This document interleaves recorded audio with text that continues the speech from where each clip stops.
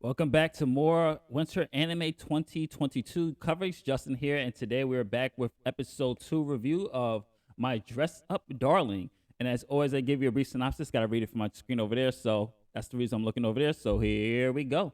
After seeing how passionate Marin is about the thing she loves, Gojo decides to help her with making outfits. He decides to help her out in making a cosplay for one of her favorite games, Slippery Girls 2.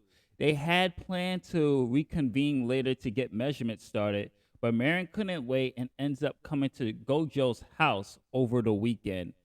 Okay, I'm gonna say this because sooner or later we're gonna do a revisement of an article I wrote years ago called "Anime Cliches That Have to Stop." Raise your hand if you're, or thank you, Marin, for raising your hand. Raise your hand if you're tired of this anime cliche. Awkward boy, hot girl, boy is overly nervous around women, does not know how to act. Yeah, yeah. I'm I'm so done with this cliche. It is been beaten to death. I get it. I get it. I get it. I get it. They're young boys, hormones. They're they don't know what to do. They're constantly nervous. It's just it gets so tiring to see this in almost every romantic comedy or every single romantic anime or an anime where the girl is confident, the guy's just like, it's just like, come on, man, really. So this whole episode is focused on that. The situation is that we learn more that Marin wants to cosplay as one of her favorite characters of this adult game that she's not technically supposed to be playing because it's age restricted, and we learn more about her passion for these characters and everything else. So they agree. So Gojo agrees to help Marin with the uh, formation and help her make her cosplay. But in order to do that, first he needs to know her measurements and he needs to know how to make a cosplay. So she gives him this book of cosplays beginner, beginning to a beginner's guide to making cosplay. So he understands. So he reads and knows what type of sewing machine, stuff like that. So he has to get her measurements. So this is where this whole episode is about: is him dealing with this awkward situation that he has a hot girl in his house, in his room, and she's in her bathing suit, and he has to take her measurements from her feet to her bust. And that's pretty much the premise of this particular episode. And was it a good episode? It's decent, but it's heavily cliched because you're expecting he's over apologetic, and it's just like, dude, she just wants you to take your measurements. Like, just take them. Like, what is the big deal? And he's just like, oh man, I'm sorry. I'm sorry if I'm acting like this. Like, yes, we get it. You're a young guy. It's the first chick that's ever you've been close to, and you're probably getting horny and everything else. Control that shit. Get the business done.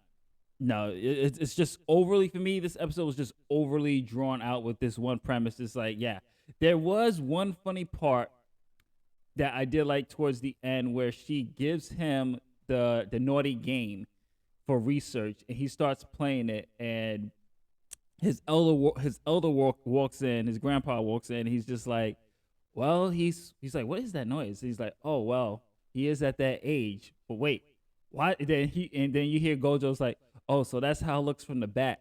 And and he's talking about the outfit, and the grandfather thinks he's looking at porn, and he's just like, wait, why is he taking notes? That part made me laugh as hell. I mean, that part made me laugh, but for the most part, this episode for me, it didn't really work for me because the whole premise of the that it was too heavily cliched on that anime trope that I think really needs to die, of the shy, awkward boy and the hot chick, and the boy doesn't know how to be around the hot chick. That cliche has to die in my end.